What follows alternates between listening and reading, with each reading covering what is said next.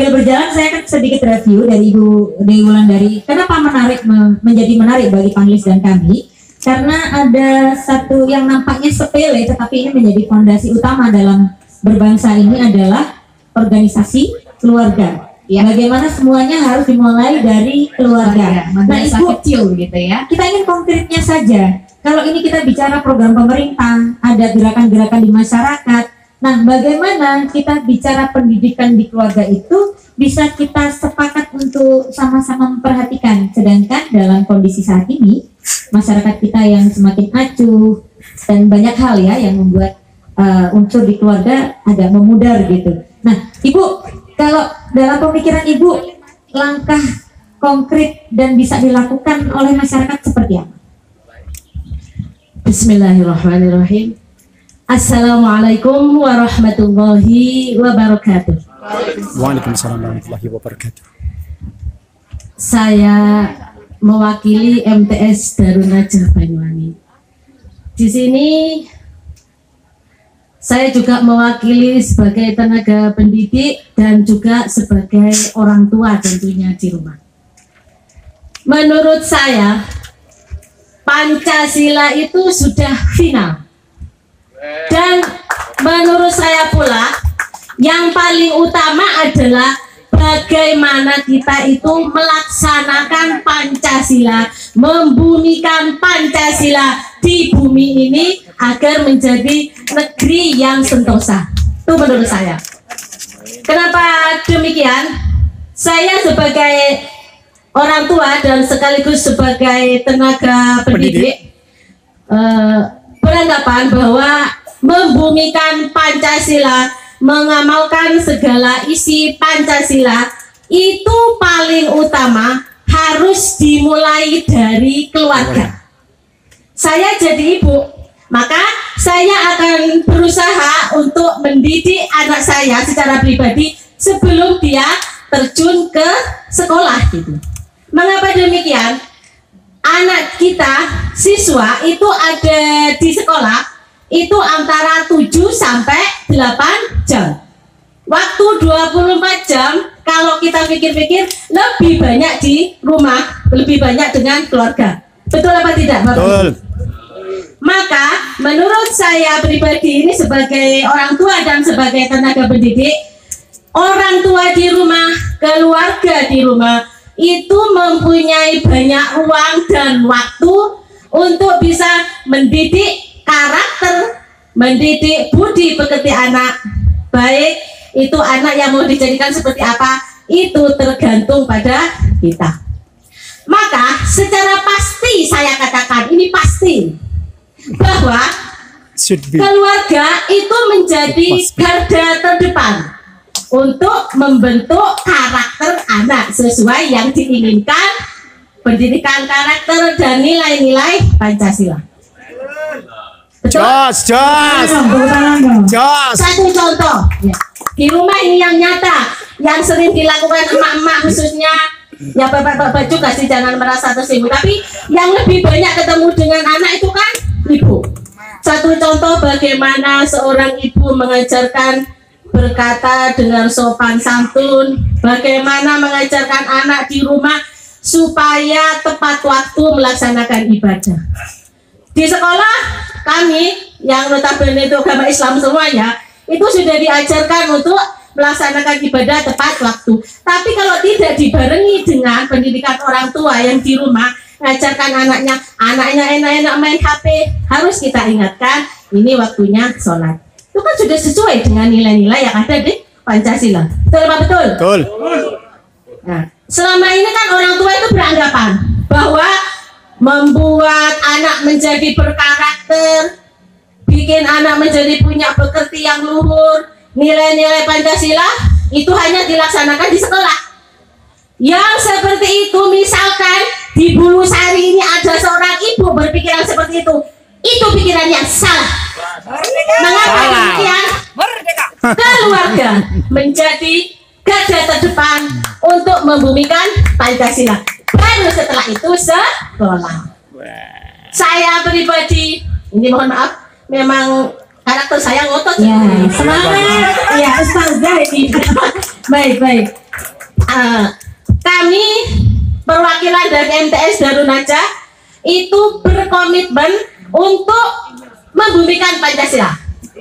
Contoh yang sudah kami lakukan di MTS Darun Najah, satu, setiap awal pembelajaran itu kami Dewan Guru menyelipkan materi Pancasila. Contohnya, ayo anak-anak sebelum masuk ke kelas kita bersihkan dulu ruangan yang ada di dalam dan di luar sekolah supaya belajarnya mantap. Terus dihubungkan juga dengan ajaran agama kita, antawa batu minal iman. Sopo sing gak resian ya berarti imane rodok jangka. Dimohon maaf. Yang kedua yang kami lakukan di MTS Darun Najah itu setiap hari Senin wajib melaksanakan upacara bendera. Dan itu kami lakukan. Kalau ada yang bilang saya promosi, tidak apa-apa.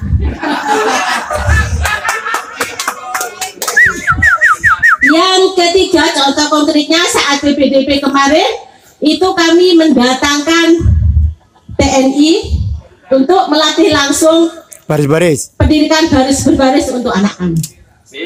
Ya, itu yang kami lakukan. Itu komitmen MTS Darun Najah untuk bangsa.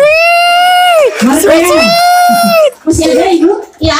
Langkah konkretnya untuk pembumian Pancasila itu satu, hendaknya pemerintah itu melibatkan sekolah swasta dalam setiap momen atau kegiatan kepemerintahan. Ya contohnya MTS, jangan yang dilibatkan itu hanya sekolah negeri saja. Kita sekolah swasta juga bisa. Curhat tenan iki, curhat. Terus yang kedua, sekolah itu wajib menyelipkan materi Pancasila dalam awal pembelajaran atau akhir pembelajaran. Dan alhamdulillah itu sudah kami terapkan. Yang ketiga, langkah konkretnya, ini harus ada peraturan bupati. Wih, Kebetulan Perbub. bupatinya tidak ada. Wah, Mungkin kemana? siapa juga yang mendengar suara kami dari Darun Najah? Disampaikan nanti, monggo, disampaikan. Harus ada peraturan bupati Tentang yang mengembalikan materi Pancasila di dalam pendidikan. Kayak kalau yang kemarin-kemarin kan saya masih jadi siswa itu ada Pendidikan Moral pelajaran Pancasila. PMP, Pendidikan Moral Pancasila. Yang sekarang diganti dengan PPKN. PKN. Maka harus ada peraturan bupati tentang materi Pancasila dan wawasan kebangsaan. Wih. Masih ada satu. Apa itu? Masih ada satu. Ini yang terakhir, yang tak kalah penting. Keluarga itu memiliki andil yang sangat besar untuk mendidik anak sebelum sampai ke dunia pendidikan yang ada di sekolah. Dari saya cukup itu. Kalaupun ada nada yang agak tinggi, itulah karakter saya. Hidup Darun Najah. Jangan salam dulu, belum selesai. Iya, baik. Seingat Menarik kami, sekali. kalau dari BPIPRI itu juga sudah berkomunikasi dengan Kementerian Pendidikan ya, itu sudah dimasukkan Bu. Betul. Materi Mata kuliah wawasan kebangsaan begitu ya. dari SD sampai ke Jenjang perguruan universitas. tinggi. Iya. Ada. Kan itu mata kuliah, Pak. Mulai SD Bu. Sama mata pelajaran Ya, juga. alhamdulillah. Begitu. Mata pelajaran dan mata kuliah. Baik, ada yang mau memberikan tanggapan? Saya berharap tidak ada yang nanya ke saya ya. Ada nih. Dari Ada. Bisa semangatnya luar biasa. milenial ya. Oh iya, silakan satu saja. Satu saja, jangan banyak-banyak. Ini peserta hanya peserta ya. Iya. Iya. Saling support ya Ibu ya. Amin. Oke baik, terima kasih. Bismillahirrahmanirrahim. Assalamualaikum warahmatullahi wabarakatuh. Waalaikumsalam. Oke, Warahmatullahi saya juga ikut bersemangat ya melihat semangatnya Ibu pada pagi menjelang siang pada hari ini.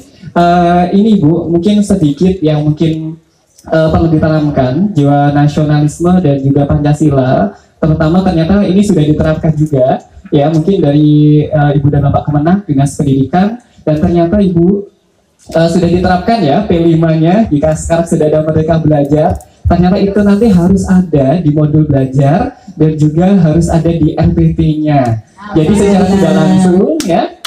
Jadi P5 pengembangan profil pelajar Pancasila itu insya Allah sudah terterapkan dengan baik. Ini ternyata juga sudah masuk dalam hasil penelitian saya. Nanti Ibu dan Bapak bisa berkunjung. Saya mengangkat tentang gotong royong di sana.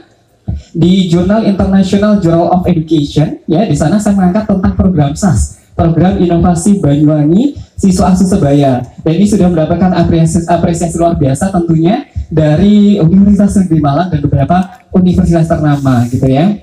Dan tentunya program Pancasila ini gagasan yang memang harus ada pada diri peserta didik ya Ibu ya. Jadi memang yang harus kita tanamkan adalah bagaimana anak-anak didik kita itu ngerangsani apa bahasanya ya, merasakan kalau Pancasila itu ada gitu ya. Ya, menghayati, Dan mengamalkan. penghayatan, betul ya. Dan implementasinya mungkin tadi diawali dobrakan dari keluarga gitu ya.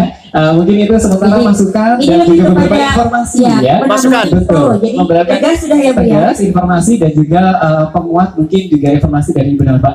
Demikian, terima kasih banyak. Terima Selamat kasih. pagi dan siang. Ya, Wassalamualaikum Mas Agus, jadi warahmatullahi wabarakatuh. terasa ada semangatnya. Itu sudah terjawab ya, Ibu Guru. Sudah sayangku. melengkapi Terima yang kasih. disampaikan. Baik, Tepuk tangan untuk Ibu Dewi dari kita persilakan kembali. Amtes, Darun aja. Tadi salam, saya harus salam juga. Oh iya, tentu dong. Santen parutan kelopo, Semanten. semanten atur kula. Wassalamualaikum warahmatullahi wabarakatuh. Waalaikumsalam warahmatullahi wabarakatuh. Assalamualaikum warahmatullahi wabarakatuh. Waalaikumsalam warahmatullahi wabarakatuh. Salam sejahtera bagi kita semua.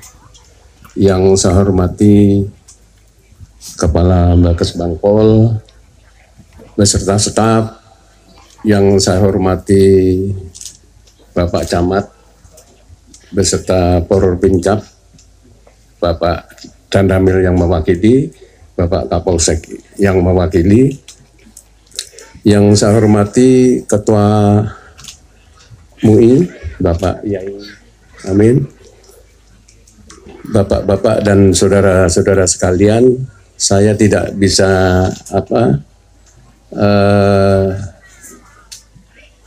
Berpanjang lebar mengingat satu persatu. Saya mohon maaf. Pertama-tama marilah kita memanjatkan puji syukur kehadirat Allah Subhanahu wa taala atas limpahan dan rahmatnya kepada kita, bahwa pagi ini kita bisa melaksanakan kegiatan ya kebangsaan dalam keadaan sehat walafiat. Kalau melihat tema merajut harmoni membangun negeri, ini sangat bagus sekali untuk generasi-generasi penerus ya, generasi penerus pada saat perjuangan yang telah direbut ini supaya dipertahankan. Kemudian pesan dari Bapak Panglima Sudirman, sejengkal tanah pun jangan sampai terulang dijajah lagi oleh para penjajah. Nah, ini saya akan menyuplik jalannya perjuangan saat yang lalu, bahwa apa yang dinamakan veteran ada tiga bagian, Pak. Veteran PKRI yang merebut 45 di Surabaya maupun di Solo. Kemudian veteran pembela ada tiga, Pak. Veteran Trikora yang merebut Irian, kemudian veteran Dewi Gora yang merebut Kalimantan Utara, yang ketiga adalah Timur Timur yang dijajah oleh Portugis ya. Portugis karena sudah banyak lupanya. Waktu serangan ke Air Merah, kami merebut Air Merah, ada kiriman mortir, Pak, dari Irian, sehingga saya jatuh ke lubang hingga parah dulu. Agak parah, saya sama-sama Pak Swati ini. Pak saat dinyusul, Pak Anu juga dari ikut brigade 16 dulu, Pak, mengganti saya. Saya anggotanya Bapak tidak semua laki-laki. Pak Sofi, Bapak Pak Sofi. Sofi Sudirman, itu komandan saya. Itu, Pak. Jadi batalionnya 512 75 ya, 75 awal kami berangkat ke sana setelah saya dari Timur Tengah. Dari Garuda 6 tahun 73-74 saya ada di Gurun Sinai. Pulang terus pecah timur, mestinya saya ke Vietnam. Ditunjuk ke Vietnam, tapi Timur pecah, akhirnya dialihkan ke Timur pada saat itu. Bapak sekalian yang saya hormati, pada kesempatan ini saya akan mengutarakan setelah bangsa Indonesia ini merdeka pada tahun 17 Agustus 45 sampai dengan 27 Desember 1947 itu masih para pejuang ini dibebankan oleh gerombolan-gerombolan di dalam negeri, sehingga masih disibukkan. Terutama ini antara lain Kaharmo Sekar, kemudian Kartosuwiryo dan lain sebagainya. Kita masih menumpas itu. Setelah itu kita membentuk suatu wadah LVRI yang dicanangkan oleh Presiden Soekarno pada tanggal 2 Januari tahun 1952. Baru dicanangkan, disahkan tanggal 2 Januari tahun 1957. Itu sampai sekarang ibaratkan untuk di hari ulang tahun kan veteran itu ada 2 Januari dengan 10 Agustus kemarin yang kita laksanakan di Gedung Juang. Itu internasional dengan ulang tahun yang ke-77 bersama-sama dengan kemerdekaan. Mudah-mudahan Indonesia ini tetap utuh, kita kompak. Saya hanya berpesan kepada generasi muda sebagai generasi penerus harus mempunyai keberanian, pantang menyerah menghadapi segala tantangan. Nah, ini jangan sampai Indonesia merdeka. Ulangi, Indonesia ini dijajah lagi. Ya, keliru ngomong saya tadi. Ya, mohon maaf. Karena semangat juang ini ya perlu diupayakan, dipupuk pada generasi penerus. Para pejuang ini sangat khawatir dalam masa-masa ini karena generasi penerus ini takutnya tidak melanjutkan apa-apa yang diperjuangkan oleh pejuang. Oleh karena itu bahwa negara ini harus kita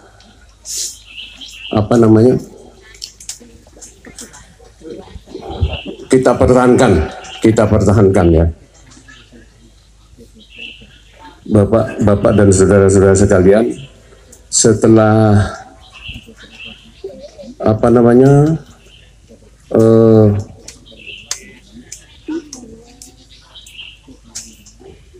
kemudian para pejuang ini menerapkan nilai-nilai kejuangan. Yang pertama adalah nilai kejuangan kesetiakawanan, kemudian kepahlawanan, yang ketiga nasionalisme, cinta tanah air itu. Kebersamaan bersama untuk mempertahankan kemerdekaan ini. Bapak Ibu sekalian yang saya hormati, setelah itu bahwa para pejuang ini ada yang kembali ke masyarakat, ada yang bergabung kepada TNI Polri. yang kembali ke masyarakat. Ini yang kita sekarang ini kita mencari pejuang-pejuang yang belum menerima selama 45 tahun itu menerima gaji ya. Masih banyak. Saya menemui dengan tim, saya nyari di lereng Gunung Raung itu ada. Di lereng Gunung Raung. Tapi alhamdulillah sekarang sudah mendapatkan karena berkat saya kerjasama dengan Kaminpet. Itu alhamdulillah, tapi sudah nggak bisa bicara Pak. Ya alhamdulillah masih menerima. Ada beberapa, ada 5 atau sampai 7 orang kita temui. Mungkin ada yang keselip ini masih, makanya kita masih cari kemana-mana. Yang kemudian bahwa kekuatan personil ini veteran yang ada di Banyuwangi tinggal 112. Tinggal 112.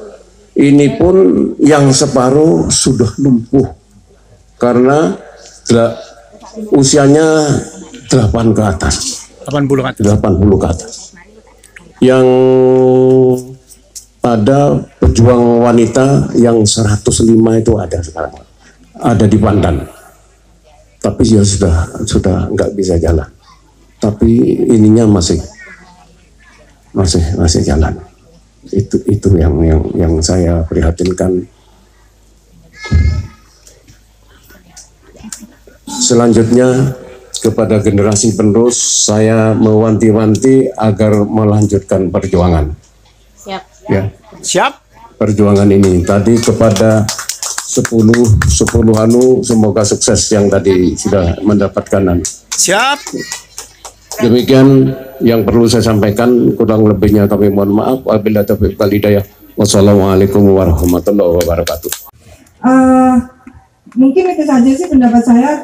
Semoga menjadi sharing ini menjadi bermanfaat. Makasih. Terima kasih. Ya, Luar baik. biasa, ini kembali lagi FKDM ya Pak Minto, nanti catatannya saksi monggo tuh. Apa sih? Sudah kayaknya. Mau ditanggapi atau Jadi enggak? sudah. Nah, Cukup. Tambahan informasi. ya tambahan informasi. Terima kasih. Saya kira ini hal baru, jadi mungkin feedback masih kita nantikan selepas dari ini. Tetap kita komunikasi dengan masyarakat ya kok. Siap. Matur nuwun, tepuk tangan untuk Pak Iwan. Beri tepuk tangan untuk Ko Iwan. Selanjutnya mau dengar suara perempuan bagaimana? Boleh ya. Kita harus ya. Iya benar. Bulangan terkait sampah. Banyak pemerintah yang tidak melirik tentang sampah. Padahal itu hal yang menjadi menjadi hal yang penting bagi program-program kita yang nantinya bisa terselesaikan. Jadi dulu tahun 2018 pernah ada gerakan untuk memungut sampah ke desa-desa, ke rumah-rumah warga. Itu difasilitasi adanya tong sampah dan juga ada tosai yang untuk pengangkut. Namun berganti kepemimpinan di kepala desa, tosa itu sudah diambil. Tosa diambil, padahal kita setiap melakukan pengambilan sampah itu kita selalu membersihkan untuk semuanya gitu. Terus program kita kedua itu pemberdayaan. Setelah kita nanti mengambil sampah, kita pilah antara sampah organik dan juga non organik. Yang organik itu nanti untuk di blender, dihaluskan untuk pemakanan, memberikan makan maggot gitu. Ternyata maggot itu sendiri sangat dibutuhkan di seorang peternak ikan, peternak ayam, itu butuh sekali. Satu hari itu saya mensuplai sekitaran 5 kilo untuk satu peternak, padahal peternak kampung bukan peternak besar gitu. Nah itu 1 kilo harganya 7.000.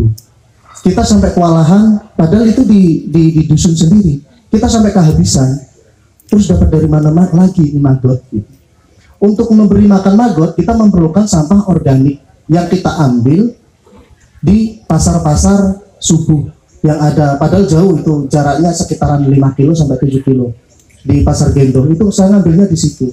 Padahal kalau sampah ini dikumpulkan di kampung saya itu insya Allah cukup, karena 1 kilo maggot itu membutuhkan sekitaran 3,5 kilo sampah organik.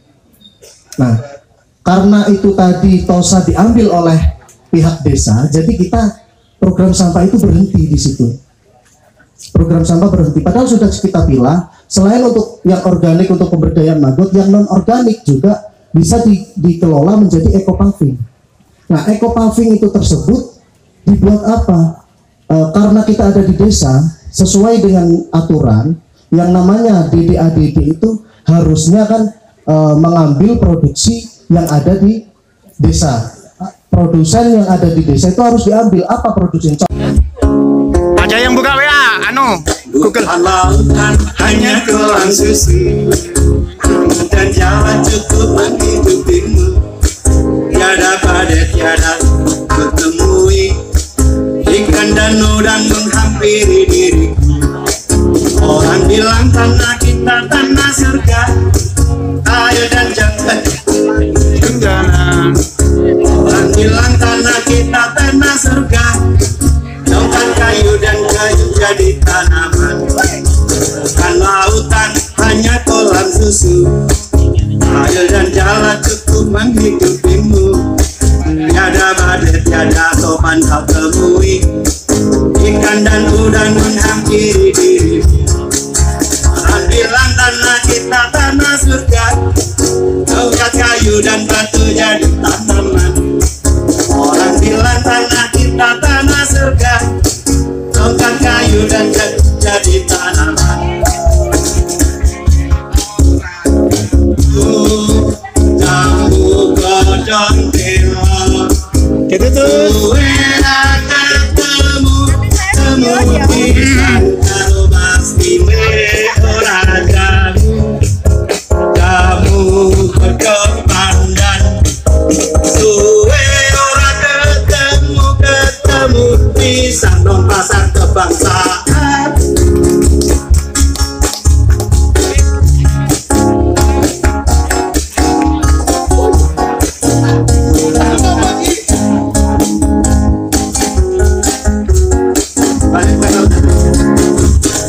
Lautan hanya kolam susu, air dan jalan cukup menghidupimu. Tiada badai, tiada topan kau temui, diri diriku. Orang bilang tanah kita tanah surga, tongkat kayu dan batu jadi tanaman. Orang bilang tanah kita tanah surga, tongkat kayu dan batu jadi tanaman. Ora jamu, jamu godong lamtoro, suwe ora ketemu pisang ojo sampai gelo. Suwe ora jamu, jamu godong kemiri, suwe ora ketemu yen ojo sukses ora perlu iri. Baik, yang ini curhatnya juga sempat kemarin apa yang sudah dilakukan dan bagaimana seorang desainer muda kegiatan dengan berbagai macam organisasi budayaan ngomong kepada anak-anak muda yang ada di muda ini yang sudah didampingi